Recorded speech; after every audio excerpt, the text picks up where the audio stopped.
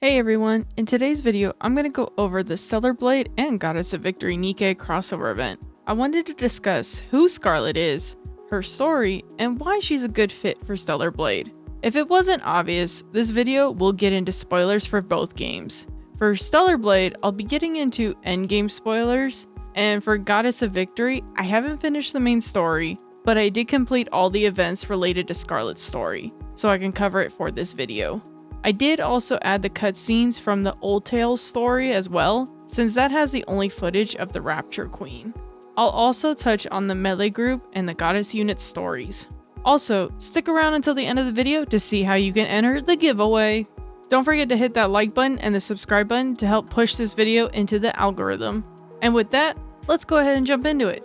Nikke was developed by a South Korean company, Shift Up, which is the same company that made Stellar Blade. A quick summary about Goddess of Victory Nikke.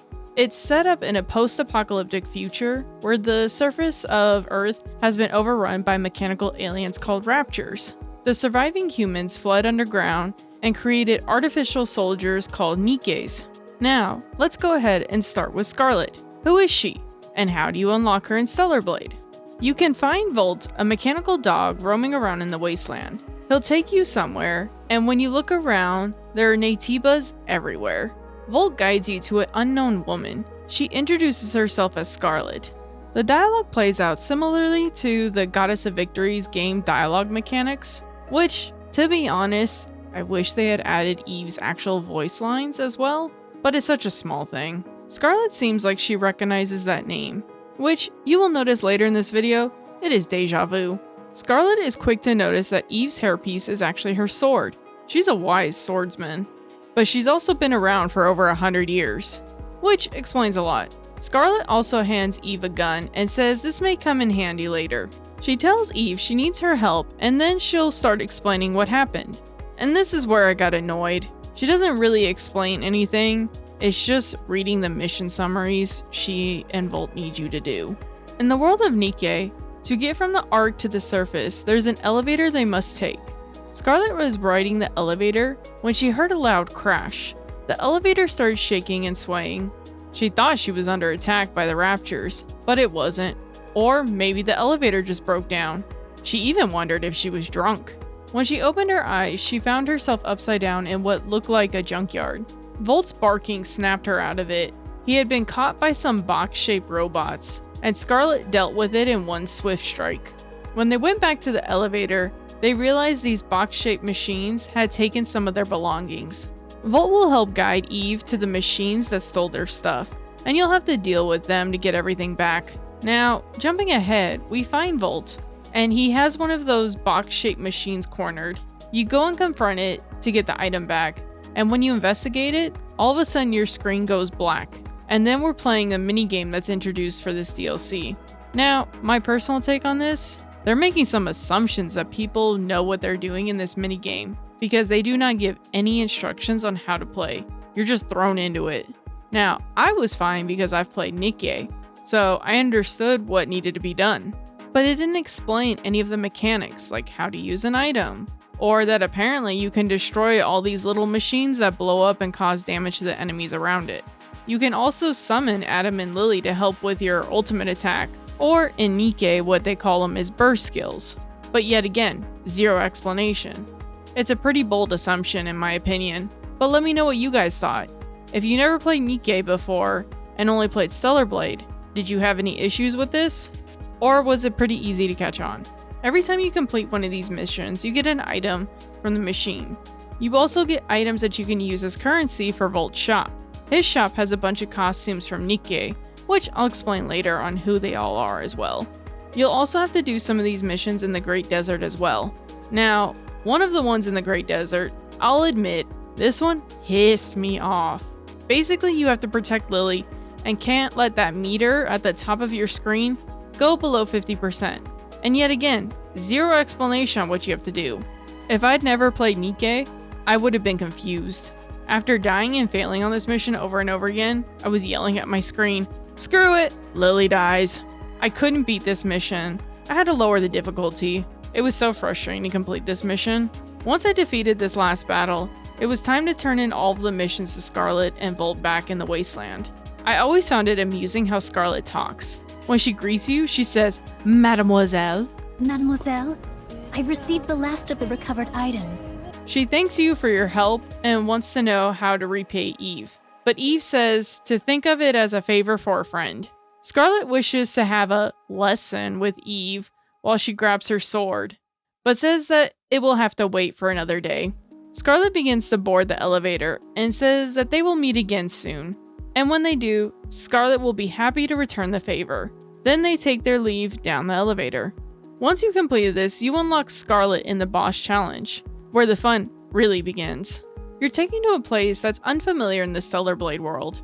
We see Scarlet enjoying her sake under the moonlight, and I'll admit, I'd sit there and have a drink with her too. Now, who is this woman, you may ask? Let's rewind for a moment and talk about her origins, and why she's honestly the perfect choice to bring over into Stellar Blade. To understand Scarlet, we need to start with the New Year, New Sword event in Nikke. Scarlet was part of the special unit that focused exclusively on melee combat. They were known as the Melee Squad. This was back during the early days of the Rapture invasion. The squad consisted of Scarlet and her sister Rose, and 8 other members. Rose was the strongest among them, so strong that she defeated Scarlet 975 times in duels. And honestly, props to Scarlet for her determination. Losing that many times and still determined to one day win? That says a lot about her character.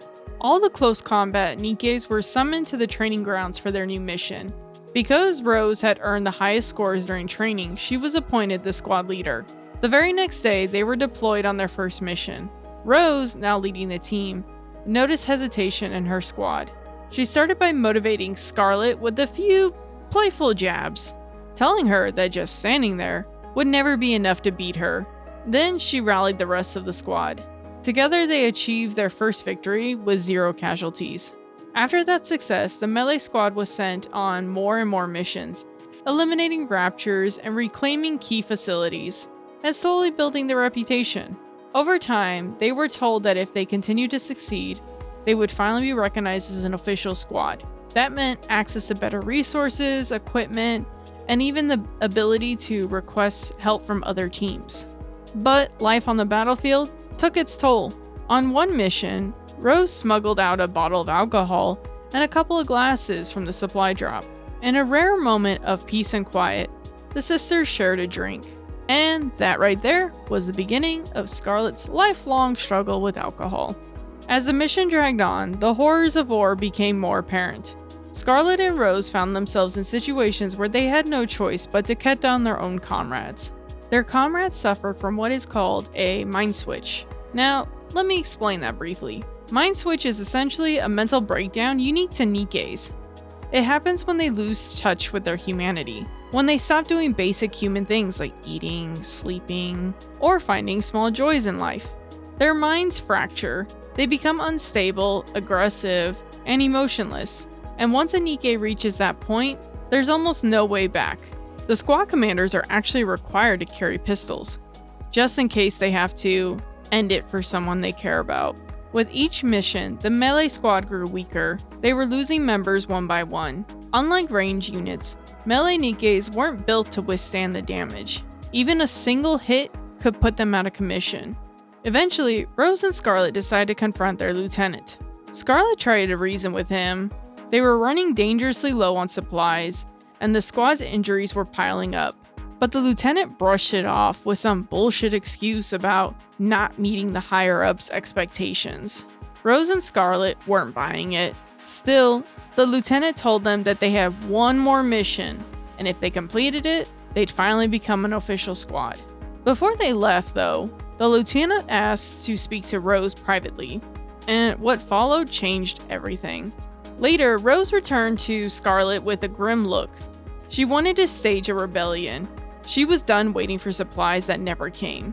She wanted to pressure the lieutenant into helping them. Scarlet was stunned by this. She couldn't even imagine raising her sword against a human, especially not the humans they were created to protect. Rose, however, believed their next mission was a suicide mission. She was certain none of them would survive if they went out in their current state. But Scarlet refused to go along with her plan. She tried to reason with her sister. Their very purpose was to fight for humanity. Every day on the battlefield, they risked their lives. Why should this mission be any different? Rose didn't even have a plan for what came after the rebellion. Even if they forced the lieutenant's hand and got the supplies they needed, they'd be fugitives living on the run. Scarlet stayed firm. She wasn't afraid of how she might die one day, as long as she was living true to herself in the present. She would rather die fighting on the battlefield than live in shame. Rose challenged her. She said, "How we live is more important than how we die. So, do you prefer to fight until the very end? Do you think you'll always feel that way? I will certainly try. Even if you're faced with great hardship?" Yes. Even then. Rose took a deep breath, saying she wouldn't proceed with the rebellion. She suggested they get some rest for tomorrow's mission. But that night, Scarlet was woken up by whispers, voices calling her name. She stepped into the hallway and found one of her teammates lying in a pool of blood. Barely clinging to life, the Nikke begged Scarlet to stop Rose from killing the lieutenant. We then see a flashback of what happened between Rose and the lieutenant. He revealed the ugly truth, that the upcoming mission, it was designed so that only one member of the melee squad would survive. That's why they weren't getting support. The higher-ups wanted to push them past their limits. Every mission increased their injuries, their trauma, and the risk of mind switch. Eventually, only the strongest would remain. And the survivor? She'd be converted into a Grimm's model. For context, the Grimm's model were the very first generation of Nikkes, named after the Grimm brothers. That's why some of them have fairy tale names, like Rapunzel or Snow White. So, fast forward, Rose stormed into the lieutenant's room. By the time Scarlet arrived, it was too late. The room was painted in red. The lieutenant was dead, and Rose had killed him. And now, the sisters had no choice. They drew their blades. Scarlet begged Rose not to hold back. The two fought, sister against sister. Scarlet eventually gained the upper hand. She found an opening in Rose's defense and thrust her sword into her sister's torso, but she hesitated. She couldn't finish it. Rose, however, took the matters into her own hands. She grabbed Scarlet's blade and plunged it into herself. Scarlet caught her sister as she fell. Rose's final words were, "Don't let yourself be controlled by anyone. I'm so sorry. I have to leave you all alone." Scarlet was the only survivor. She kept her sister's sword, fleetly fading. Eventually, she found a skilled blacksmith who repaired it, and she has carried it with her ever since. Fast forward a bit in her story. We're now on the event called Red Ash. By this point, Scarlet has joined the Goddess Squad. Now, this event mainly focuses on Red Hood's story, so I won't go too heavy into the details here. The Goddess Squad is made up of the very first Nikkes who were sent to fight the Raptures. This story takes place during the time when humanity lost the battle against the Raptures and was forced to retreat underground of the Ark. During those battles, Red Hood became corrupted, and the squad was trying to find a cure for her. Their main mission in this event was to fight Cinderella, who was once a Nikke from the second generation, but had been corrupted by Raptures. After defeating Cinderella, we fast forward to the next major event featuring Scarlet, called OverZone.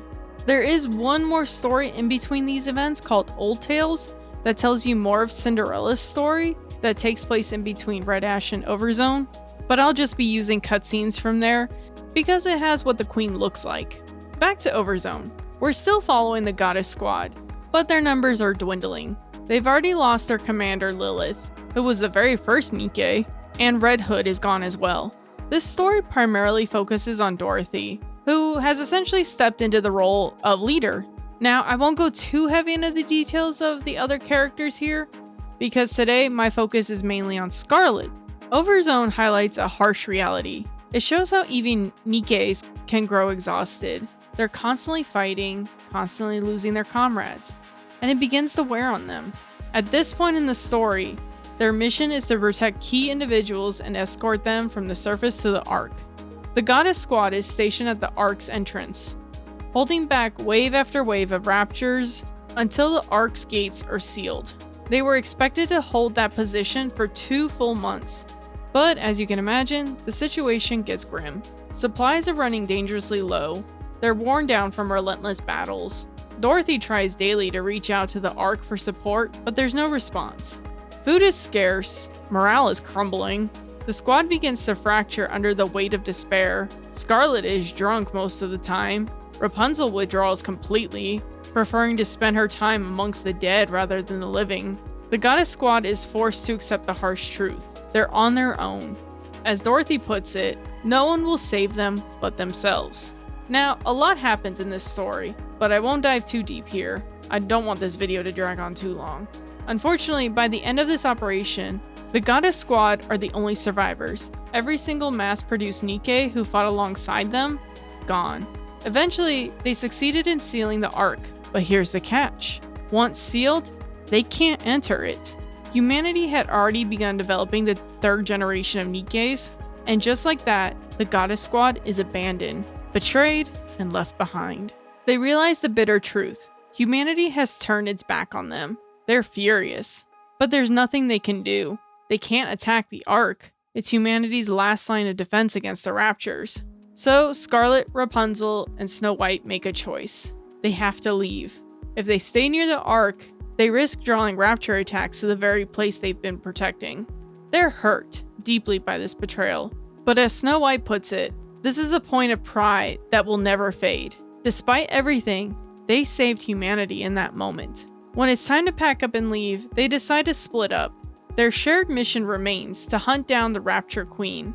But with the vastness of the world, it makes sense to separate to cover more ground. They agree to stay in contact, to meet once a month, share news, and exchange any information they gather. Then one by one, they go their separate ways. Scarlet takes up the mantle of wandering swordswoman. From then on, she roams the world, appearing here and there throughout the main story, helping the protagonist whenever she can. And as you play through her side missions, you learn something important. Scarlet cares deeply for her comrades. Those who fought with her in the Goddess Squad share each other's burdens, and Scarlet carries that weight with pride. This speaks volume to her character. Now, let's jump to her boss fight in Stellar Blade. Oh man, that fight, it was brutal, but in the best way possible. She kicked my ass so many times, but it was such a fun challenge. When you enter her boss arena, it's set in the same location you see in Nikke, moonlight shining down on towering pillars.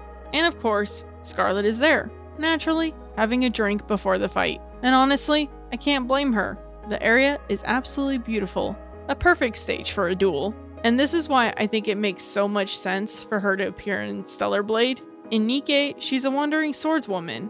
Bringing her into Stellar Blade's world fits her character perfectly. Plus, when I researched more about her, I found out that she's actually the 2nd most popular character in Nikke, so it makes complete sense for Shift Up to include her in the Stellar Blade as a crossover character. They did an incredible job bringing her to life in 3D. Her model looks fantastic, and her moveset perfectly adapted from Nikke. Even her ultimate attack is the exact same, and let me warn you, if you don't block her attack enough times, she will one-shot you. And she uses this attack twice, so be prepared. And when you finally defeat Scarlet, you could see that she truly enjoyed the fight. In Nikke, it's hinted several times how much she wishes she could take on an apprentice to teach the way of the sword. So as a fan of Scarlet, it was really satisfying to see her take a genuine enjoyment from such a worthy duel. Now, aside from the boss fight, the DLC gives you new outfits. You get the iconic Rappi outfit as an option, along with her teammate Anise's outfit. There's also Dorothy's outfit. She was a member of the Goddess Squad I mentioned earlier from the OverZone story. And finally, there's Alice's outfit as well. Alice, by the way, is the 3rd most popular character in Nikke, so it makes sense that the developers would include the most beloved characters' outfits as options. And there's a nice bonus: if you beat Scarlet on normal difficulty, you unlock her outfit as well. Now, we also can't forget Little Doro, who makes an appearance as well. It took me a bit to figure out what am I supposed to do with it. It kept dodging my bullets, and finally I smacked it with my sword and it gave me an item. Now, let's dive into the Goddess of Victory Nikke and Stellar Blade collaboration. perfect timing. Just the other day, the voice actress of Eve was doing a Q&A live stream.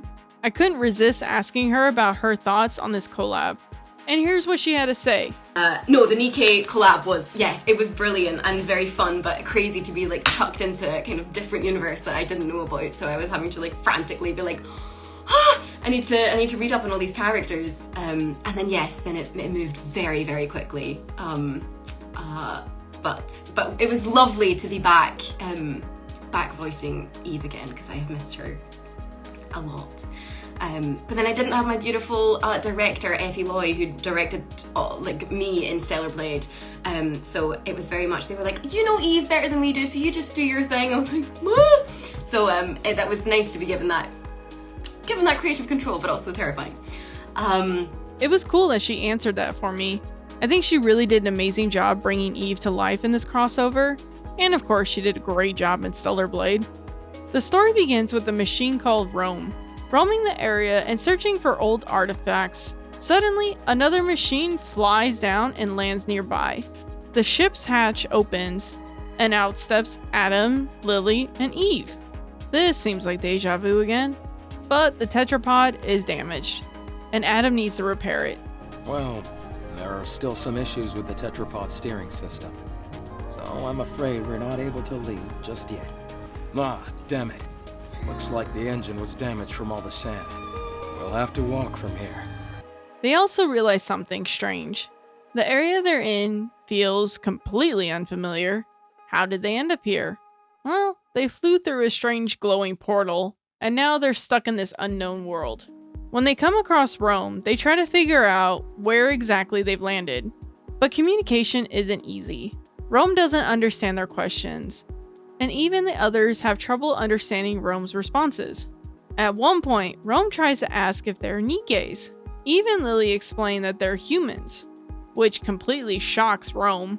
In the world of Nikke, all reports say that there are no humans left on the surface. So, Rome contacts the commander, Rappi, and the others. They head to the surface to see these so-called humans for themselves. When Rappi and her team arrive, they hear explosions in the distance. Raptors are attacking Eve and the others. Rappi and the squad jump into action and quickly eliminate the Raptors. After the fight, everyone introduces themselves. They try to make sense of where Eve and her companions came from. Eve explains that they were teleported here from another world, and Rappi explains that it is because of a D-wave anomaly. As they talk, they realize something interesting. Their worlds share similar struggles. In both worlds, they're fighting to reclaim their planet from invaders. Then Adam raises the big question. Is there any way for them to return to their world? That's when you explain that the only way back is to defeat a rapture known as the Gatekeeper, the one responsible for bringing them here. In the end, they all chalk it up as one of those weird situations you just have to accept and move forward with the plan to get Eve, Adam, and Lily back home. The next step, Eve joins Rappi and the others to search for parts to repair the tetrapod. Now, since Nikke is primarily a third-person shooter, Eve has to adapt. She uses a drone for long-range shooting. Definitely different from her usual Stellar Blade fighting style, but it works. Eventually, they manage to gather all of the parts they need. While scavenging for supplies, they come across another transport robot similar to Rome, but this one won't power on. So they turn to Lily. Can she fix it? At first, Lily hesitates. Then we get a hilarious moment. Rome straight up calls Lily useless because she won't be able to fix it. Useless. Excuse me? Useless, as in you have no ability. What the? Nobody insults me like that. Get out of the way. I'll fix this robot friend of yours if it's the last thing I do. That hurts Lily's pride, of course. So, determined to prove him wrong, she fixes it. The robot boots up and introduces itself as Calm. But here's where things take a turn. Calm is confused, asking if everyone is from the Ark. When Rappi explains that they are, Calm suddenly attacks the tetrapod, firing missiles and destroying its thrusters. Rome quickly steps in and stops Calm's attack. Once Calm is restrained, he explains his motives. He hates the Ark and wants to destroy everything tied to it, because according to him, the Ark stole something that belonged to him. The group decides to keep Calm tied up, with Rome standing guard. Meanwhile, Eve and Neon take a break and start fishing while waiting for the repairs. And here's an interesting little moment. While Calm and Rom are talking, their conversation gets heated. Rome says they're working to build a second arc, but Calm yells back that everything Rome does is pointless. Then Calm hints at something mysterious. If only they knew what was beneath the lake. And at that moment, Neon pulls something out of the lake. It's an arm of a Nikke's. Before I get into the next chapter, I wanted to give some props to the developers for attention to detail here. They actually added exploration elements in this event, and you can collect soda cans just like in Stellar Blade. And you even get rewards for finding all of them. They also added a minigame called the Natiba Raid, which is essentially boss challenge mode from Stellar Blade. Now, my honest opinion, Nikke mechanics should stay in Nikke, and Stellar Blade mechanics should stay in Stellar Blade. I mostly play Nikke on my phone, and trying to do a hack and slash style combat on my phone screen wasn't the greatest experience. I completed the challenges, but it definitely wasn't easy. I will say this though, in Nikke do give you instructions on how to play these mini games, unlike in Stellar Blade, where they threw you in with zero explanation. Defeating Natibas in this mode earns you currency that you can use to buy better equipment for Eve, just like in Stellar Blade. They even borrowed the other exploration mechanics. For example, to unlock certain areas you need to find passcodes, just like in Stellar Blade. And once you access those areas, you'll usually find more soda cans or even fallen angels that give you body cores to boost your health or abilities in the minigame. Now, back to the story. The group begins questioning Calm. They want to know why there's a Nikke arm in the lake, but Calm isn't very helpful. So they realize they need to shut off the electricity in the water to investigate further. Then, when Privity shows up to offer support, Eleg also joins the team to help with the tetrapod repairs and the power problem. Eleg points them to the generator. If they can shut it down, they'll be able to safely explore the lake. Now, there's a great little dialogue moment here that I have to share. And what are your personal thoughts, Privity? Me? I trust them. Unquestioningly. But if you never question something, what meaning does trust even have? Lily, was it? You must have something you believe in as well, yes? I do. I believe in Mother Sphere. Is that your world's equivalent of the central government? To believe in Mother Sphere is to have faith. I see. Would you ever deny what Mother Sphere has told you? Would you refute anything she said? No, that would be blasphemy. Lily and Privity are talking, basically admitting that they could never go against the orders of their superiors. In Lily's case, she can never go against Mother Sphere. And it's the same for Privity when it comes to her orders from the central government. But Eleg calls them out. There are times when having blind faith in something isn't ideal. It's fine to keep an open mind and look for other methods on occasion. When following something unconditionally becomes too difficult, choosing another path can help. I appreciate that moment because it addressed one of my frustrations with Lily and Stellar Blade, her blind devotion to Mother Sphere. It was nice to see both Privity and Lily finally learn that lesson. Now that they've turned off the electricity, the next steps is to drain the water. Eve is the only one capable of swimming, so she dives in to check the drainage system for any blockage. She doesn't find anything clogging the drain itself, but she does notice 3 Nikkes submerged in the water, blocking a door. With that discovery, the team is able to find the true blockage and drain that water completely. When they finally reach the Nikkes, it's clear that they've been there for a long time. The tetrapod is fully repaired at this point, meaning Eve could technically return home, but she doesn't want to, not yet. She wants to help, to investigate what's going on with this strange door and the fallen Nikkes. Now, circling back to that live stream with Eve's voice actress, I asked her what one of her favorite lines or moments was, and she actually mentioned this exact moment. Like that, trying to avoid spoiling. My favorite line is Eve. Yeah, I think probably, You don't need any I don't need any kind of incentive to save someone. I love that. It's the line where Eve explains why she wants to help. And honestly, that line speaks volume about Eve's character. She doesn't care who someone is. If they need help, she's there. Anyway, while Eve and the others stay behind, Privity takes Rome and Calm back to the Ark. The next day, the team manages to get the door open, but before they can fully investigate, something happens at the city entrance. Privity is found unconscious, and Rome has been shut down. And standing before everyone are Scarlet, Snow White, and Rapunzel. It turns out Snow White found them and brought them back. Rapunzel immediately starts tending to their injuries. Rome explains what happened. He and Privity were attacked by a rapture. During the chaos, Calm betrayed them. He knocked out Privity and ran. Before Rome lost consciousness, the pilgrims appeared and took out the raptures. Now, when Scarlet sees Eve in this event, we hear the same conversation from the two of them. They're trying to figure out, why do their names seem so familiar? And why does it feel like they've met each other before? Like I said, deja vu. Meanwhile, Oleg calls the commander back to the door because they finally opened it, and inside, they find a human. Now we move on to part 2 of the story. Inside the room, they see an old man attached to a sort of life support machine. This is completely uncharted territory for the team. As far as they know, there are no more humans left on the surface. Privity eventually wakes up, and after everyone explains what happened, she agrees to file a report about this discovery, that there's still a living human still out here. This man introduces himself as Herman. They begin asking him questions, and he confirms, yes, he's human.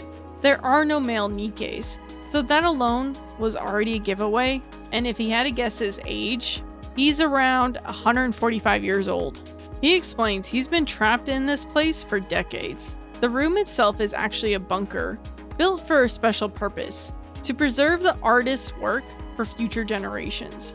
Originally, they tried to preserve physical artwork, but it was too much to maintain, so they scanned all their art into the servers stored in this bunker. But all of this is overwhelming for Herman. After sharing what he knows, he faints from the excitement. Meanwhile, Lily and Oleg begin working to salvage the data from the servers so it can be sent to the Ark. Later, when they meet back up with Privity, she brings bad news. The Ark doesn't want Herman to come. They give a long list of excuses, possible diseases, contamination risks, suspicions that he might be a rapture or some kind of beast, blah blah blah blah blah. They gave 100 reasons why he couldn't come. But the final reason, that one was most damning. They said the human survival count must be 0. Privity still wants to try persuading the central government to let Herman into the Ark, but Rappi points out the harsh reality. Herman might not even survive the trip. He doesn't look well, and even with the tetrapod, waiting for Privity's clearance might be too late. The team begs Privity to help Herman somehow, and then Anise cuts deep. Privity, please. Don't give me a reason to hate you. After that, the others walk away, leaving Privity with a heavy choice. Back in the bunker, Lily notices something strange. While reviewing some old footage from the server, she spots a robot that looks exactly like Calm. She begins to suspect Calm was here in this bunker at some point too. Meanwhile, Privity approaches Herman and makes a shocking declaration. She says Herman is now under her protection. She's gonna take him to the Ark. She wants to get him medical treatment he desperately needs. But Herman resists. He has no faith in the Ark. He explains that the Ark abandoned him and the other artists who were left here. To him, Privity represents the very system that betrayed them. He doesn't blame her personally, but he doesn't want to leave the bunker. He doesn't want to go to the Ark. So Privity tries a different approach. She promises him that she'll make sure all the artwork stored in the bunker servers is transferred to the Ark. She'll ensure that all his art and the legacy of those artists lives on. That's when Herman agrees to go. Not for himself, but because he wants to ensure that the artwork survives after he's gone. Afterward, Privity and the others have a long conversation. Privity talks about how she wants to believe she's doing the right thing, and she wants to trust the central government, even if it's flawed. and there's a really meaningful exchange between her and Lily that I want to share with you all. I want to continue to be proud of what I believe in. If you realized that the thing you believed in is rotten, do you intend on destroying it? I have no intention of destroying it. I simply want to see how they'll respond when I act this way. I'm doing this because I want them to prove to me that I can trust them completely. All right then. Let me rephrase the question. If what you once believed in proves to be rotten to the core, beyond all doubt, will you destroy it? Do you really need me to answer that? No. You've already answered. Now, I bring this up because it leads me to a question for Lily. What will Lily do now that everything she believed about Mother Sphere isn't what she thought it was? Will she destroy it all? Anyway, the next scene transitions into a flashback. We see a young Herman speaking to a child, and interestingly enough, Calm is there with them. We watch Calm and the child bonding, playing together, talking, really getting to know each other. Apparently, Calm also came with the Nikkes back then. Then fast forward to present day. Calm speaks, saying he wants to go back to the Ark for revenge. But then suddenly we hear a woman's voice. And it's my favorite, Raven. Yes, Raven makes an appearance. Calm, confused, asks who this woman is. She does not appreciate the questions. Raven makes it clear that she's the one in charge. She tells Calm he needs to explain what this place is. Quick side note here, when I pulled Raven from the banner, I was so excited. She was my main goal, and I ended up getting both her and Eve. And here's the cool part, if you have Raven in your party during this event, her theme song plays in the background. It's my favorite song in the entire game. Back to the story. We continue to see flashbacks of Calm playing with the child in the bunker. He even learned how to play hide and seek with them. In another moment, Calm thanks Herman for taking him and the Nikkes into the bunker. They have been marked as traitors and abandoned as well. Then Raven starts asking questions. She wonders if this place is another location entirely, or maybe even another world. She orders Calm to find her a way back home, and if he can't, she demands he takes her to someone who can. Calm, however, has no idea how to help Raven, so Raven makes her decision. She tells Calm to take her to the Ark instead. She overheard him mention it, and she figures she can get the information she needs there to return home. Calm hesitates. He asks what happens if he refuses to take her, and Raven simply points her sword at him. She says if he refuses, he'll have an unfortunate accident. So Calm agrees, but instead of heading directly to the Ark, he decides to take Raven to the Raptures and the Gatekeeper, believing that it might help her return home. But in the middle of their conversation, we suddenly hear Scarlet's voice. Withdraw thy blade. Scarlet and Snow White arrive, telling Raven to put down her sword. And, well, you can imagine how that goes. Rapunzel asks Raven if she's human. Raven laughs. She replies, "You tell me." Then she teleports behind Rapunzel and goes in for the attack, but Scarlet blocks Raven's sword just in time. The two of them clash blades, and the fight begins. Man, I wish this was fully animated, because the way it's described sounds incredible. Their sword swings leaves blade marks gouged into the ground and the surrounding buildings. Snow White even jumps in, firing her missiles at Raven, but Raven cuts through them with ease. Rapunzel manages to land a hit on Raven, but even then, it barely slows her down. Eventually, they realize fighting isn't getting them anywhere, so they try to talk. But in the chaos, Raven notices Calm has disappeared, and right then, Snow White realizes Raptures are heading towards them. So the team is forced to turn their attention to fighting off the Raptures. Scarlet tries to call on Raven for assistance, but she's gone. She's already gone after Calm. Meanwhile, back with Roppy and the others, they're working on the task at hand. They need to find a device to store all of the artwork from the bunker and move it safely to the Ark. They manage to locate the device, and then we get flashbacks, this time from Rome's memories. We see him with a little girl. She explains that you need a winning ticket to enter the Ark. She didn't have one, so Rome tells her that he wants to build a second Ark, one where they can all be happy together. but her story turns tragic. We watch her life unfold. She buries her mother, she grows sick, and eventually she dies as well. Rome, confused and heartbroken, asks the little girl why isn't she moving, why she won't open her eyes. From this we see Rome's motivation. He wants to build a second ark for those who don't have a home. It's honestly a sweet but heartbreaking story.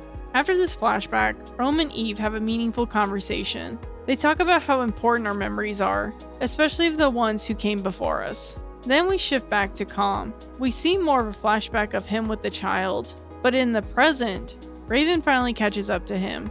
It wasn't hard to track him down. She asks him what he wants in return if he helps her get back to her world. Calm says he wants revenge on the Ark, and Raven smiles. She asks Calm, "Were you created by the Ark?" Calm confirms that yes, he was. So Raven asks the obvious follow-up. Then do you want to take revenge against your creators? And Calm says yes. Raven agrees without hesitation.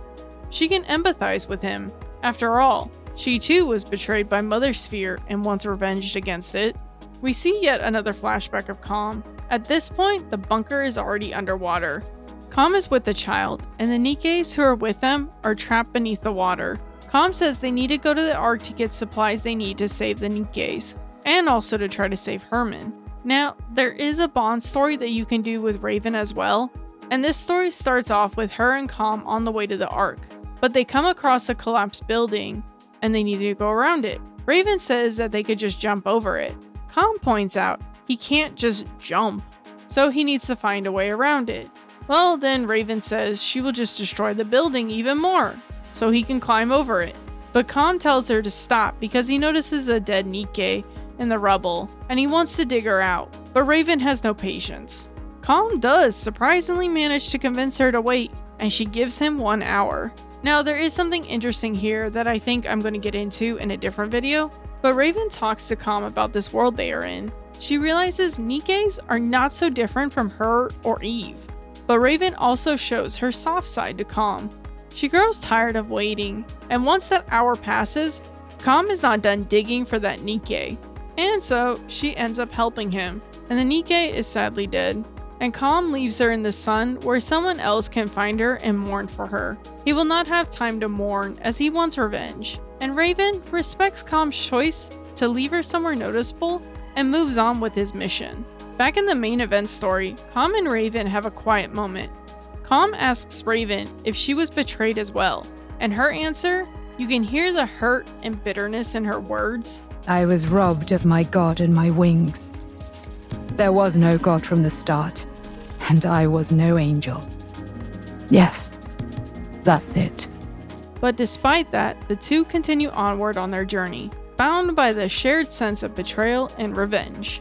We're now back at Rafi and the others. Herman's condition is getting worse, and they're still working on transferring all the data from the bunker.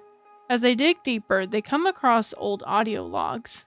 They hear the story of a young Herman, living his life in the bunker. You can hear about the people coming and going, and their original goal was to protect the artwork.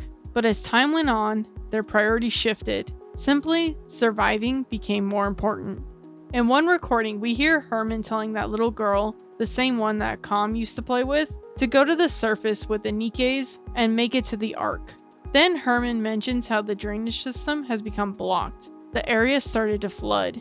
So Herman makes the decision to stay in the bunker. They'll weld the door shut, and he'll be here, waiting for them. The audio ends with an older Herman alone, crying. Privity tries to look into the records of those Nikkes and the little girl mentioned in the logs, but it's been too long. There's nothing on them. More than likely, they never made it to the Ark. Later, Herman has a conversation with Eve as they look over images and artwork. If you played Stellar Blade, this monument may seem familiar. The humans made something similar in their own stronghold, and left memories behind, probably in hopes that someone would find it. He gives Eve a bit of a heartfelt advice. Take as many photos as possible so the memories can live on. The data transfer is almost complete, so they start preparing to leave for the Ark, but as they're packing, they suddenly hear water dripping. The ceiling begins to crack. The bunker is starting to flood. We then cut to another flashback this time from Calm's memories. We see him with a Nikke named Art. That little girl he once played with had been injured on the way to the Ark, and to save her, they turned her into a Nikke. But the sad thing is, Art doesn't remember Calm, doesn't remember Herman, doesn't remember the bunker. Calm talks about how much he cherished her and how deeply he cared, and you can hear the sadness in his voice. Do you remember me now? Do you remember me now? Back in the present, Calm and Raven make it to the lift that will take them towards the Ark. Raven asks him, "What is your plan for revenge?" But Calm doesn't have one. So Raven basically shrugs and says, "Well, while you figure that out, I'm going to go ahead and defeat the gatekeeper." Calm tells her which way to go. Raven starts walking away, but then turns around and sees Calm just standing there. She asks him, "What are you going to do?" And Calm admits he doesn't know. Raven tells him, "You can't ask other people how to carry out your revenge. You need to make that decision yourself." Calm reflects on his original plan. He wanted to ride the elevator to the Ark and just attack everyone and everything in sight until he was no more. But then he realized something. If he did that, the memories of everyone he cared about would be lost with him. Now here's where Raven surprises you. She tells Calm he must carry this plan all the way through, but not in the way you expected. She says he must guard the data contained within him, keep it safe until his creators rot and crumble to dust. Even hundreds, even thousands years later, he would still be there, standing triumphant. Raven then opens up. She admits that someone once opened her eyes as well. If it weren't for that person, she would still be a mindless slave to a god. We know that person, Adam. Adam was the one who told Raven she could make her own decisions, follow her own will. And now, Raven is trying to do the same for Calm, just like Adam did for her. But Calm is frustrated. He doesn't know what to do, or how to release the anger inside of him. So he starts banging his arms against the elevator, over and over. And Raven encourages him. She pushes him to let out all his anger, to destroy the elevator until it's nothing but scrap.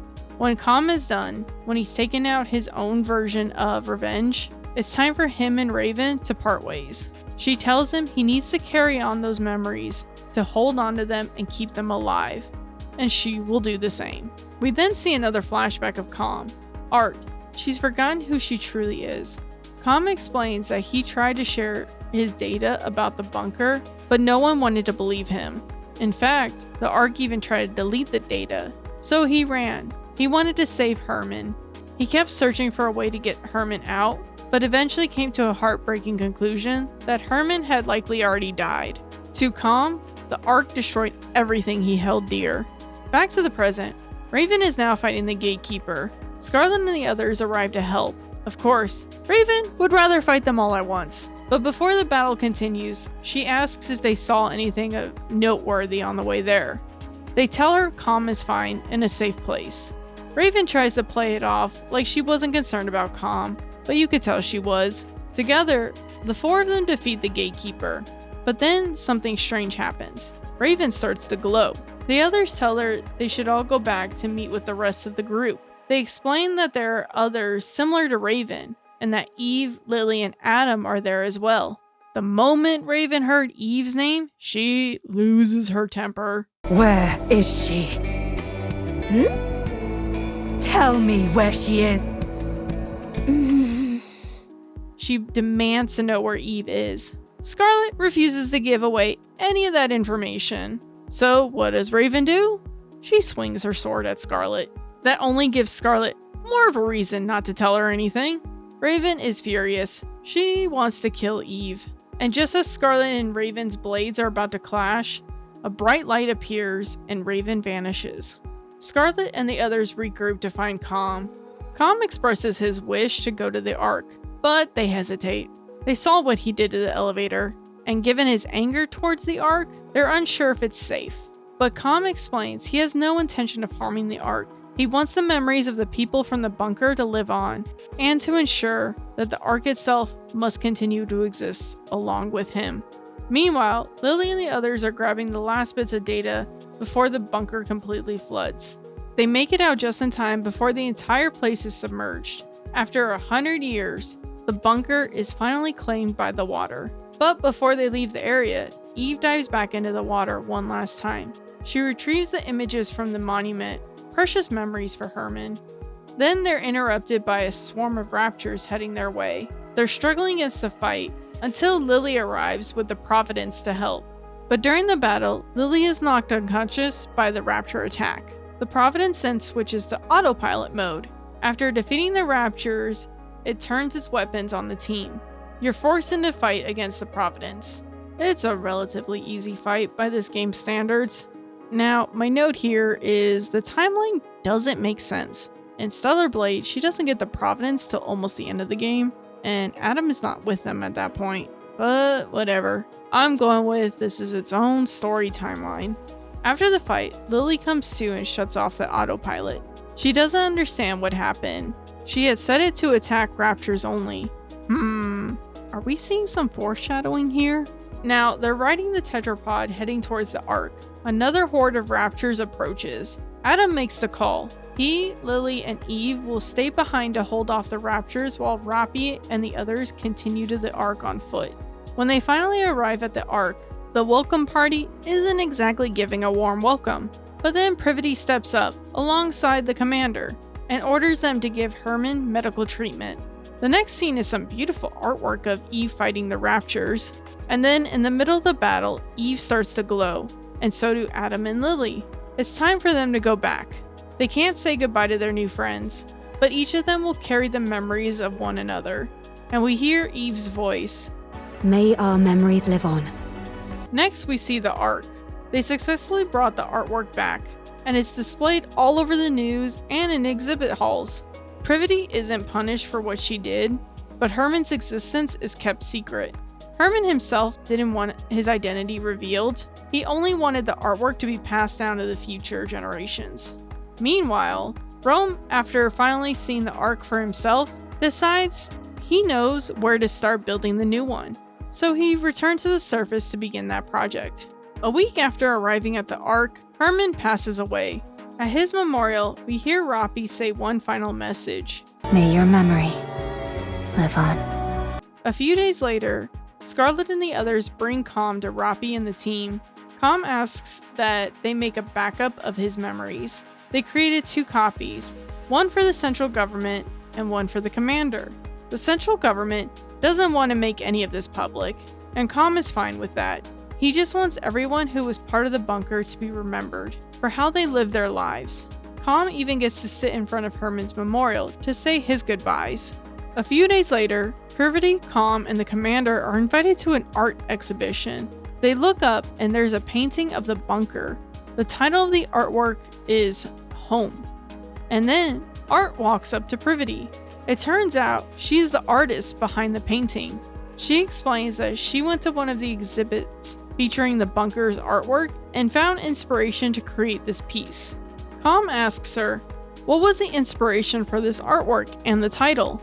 She says, whenever I close my eyes, I see this place, and it's comforting. Art shares some of the memories she has of the bunker. She doesn't know if they're her own memories or not, but she decided to paint them. Calm looks at her and asks, do you remember me? Art keeps glancing between the painting and Calm, and finally, her eyes lock onto Calm. She remembers. They hug each other, and in that moment, all the artists who were once in that bunker, their memories live on. Now in this video, I'm not going to dive too much into the gameplay of Nikke, because honestly, this game just doesn't hold my attention. The gameplay isn't really for me, along with the list of other issues I have. But even with my complaints, I'll admit this game does have some great stories. I really enjoyed Scarlet Story, as well as some of the other characters I learned about while making this video. Even if you're not into playing the gacha games, I'd still recommend checking out some of the cutscenes for these stories. They're absolutely worth it. What I've given you here are just summaries. I mainly focus on Scarlet, so if you ever get a chance to check out their full stories, I'll put links in my description so you can watch all the ones I referenced. I could totally see why Scarlet is the second most popular character. I'll admit, I really liked her as a character, and I'm so glad they brought her over into Stellar Blade. Her goal in life is to one day put her sword through the Rapture Queen, and I hope she's able to do that one day. And she will continue her journey to find the Rapture Queen and put an end to this war. And then she can finally have her farm. She says she was born to destroy, but one day she wants to use her hands to create life, which is why she wants to own a farm. She wants to see the plants and animals bring life back into this world. Now, there was bonding stories as well with Lily and Eve. I know I only touched on Raven's, but Lily and Eve's stories are primarily giving us missing information and dialogue that wasn't in the main event stories. Like the conversations about who Eve, Lily, and Adam are. Lily's bond story is more of Oleg and her bonding and getting to know each other while doing repairs on the tetrapod, while Eve gets to know Roppy and the others more and sharing stories about each other's worlds. This crossover event definitely assumed that players have already played Stellar Blade, because with Raven being here and revealing more of her side of the story, yeah, it does tread into spoiler territory, but honestly, the game has officially been out for a year now, so I don't blame Shift Up for including those details. I also felt this crossover gave us more depth into Raven's character and motivations. Sure, in Stellar Blade we can assume why she's so attached to Adam, but actually seeing her reaction, how much he helped her, it makes it more understandable. Raven is also a very prideful woman. I don't see her having regrets about some of the choices she made, especially killing Taki at the beginning of the game. In her eyes, Taki simply got in her way. And my lingering question still stands for Lily, like she asked Privity. Will you destroy everything now as well? I guess we'll just have to wait and see for Stellar Blade 2. Now, for the most important part of this video. Since I joined the livestream with Rebecca Hansen, I actually got her to sign an artwork of Eve. Anyway, no special instructions, but this is Godfire breakdowns from your live stream. No, thank you for sticking around. This is longer than I thought, so thank you. Thank you for taking the time to answer my questions. Absolutely. You've not said like your name or anything, so I'm gonna sign it, and then like you can message me afterwards on Instagram if you're like, oh, this is my name, or you want me to just put Godfire breakdowns, etc. Because even if you put it here, I'll probably end up missing it and then I'll feel bad. So I'm gonna just sign it, and then we can suss that out later if you want. Go. And if you're interested in this signed artwork, it can be yours. All you have to do is 1. Be a subscriber to my channel, 2. Tag a friend in the comments, and of course, make sure you like the video. I truly appreciate all the support you guys have given me. I want to keep creating more content you'll enjoy, and this giveaway is just my way of giving back. So what do you guys think about the crossover events? Do you play Nikke? Have you played Stellar Blade? Let me know in the comments. Let's have a conversation about both games and their characters. Until next time guys, see you around.